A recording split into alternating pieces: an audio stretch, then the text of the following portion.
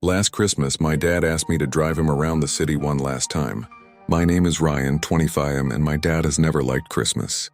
He said it was noisy, too emotional, too many expectations. So when he woke me up at 6:30 a.m. on Christmas Eve and said, "Get dressed. We're going out," I knew something was off. "Where?" I asked, half asleep. He shrugged. "Just drive. I'll tell you where to turn." That should have been my first clue. My dad was a quiet man, not the type to ask for favors, not the type to explain feelings. After my mom died 5 years ago, he became even more distant. We lived in the same house but barely talked about anything real.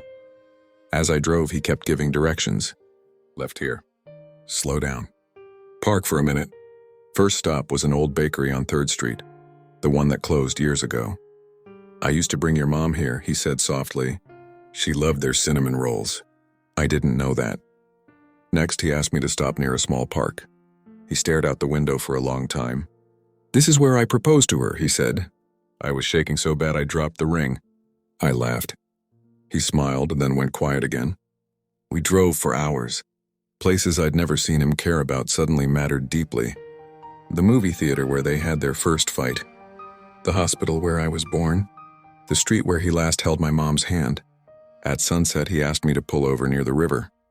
Christmas lights reflected on the water. "Ryan," he said, his voice rough, "I need to tell you something." My chest tightened. "I'm sick," he continued. "Cancer, late stage." The words didn't land at first. "I didn't want hospitals to be your Christmas memory," he said. "I wanted you to know who I was." "Before I go."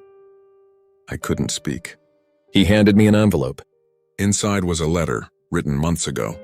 If you're reading this, then today meant what I hoped it would. I wasn't a perfect father. I loved quietly, too quietly. But every mile today was me saying what I never knew how to say out loud. "I'm proud of you. I always have been." I cried in the driver's seat like a child. He put his hand on my shoulder. "Thank you for driving," he said. "Now I can rest." He passed away 3 weeks later. This Christmas, I drove the same route alone. I stopped at every place. And for the first time, I understood something. Some parents don't leave letters. They leave memories.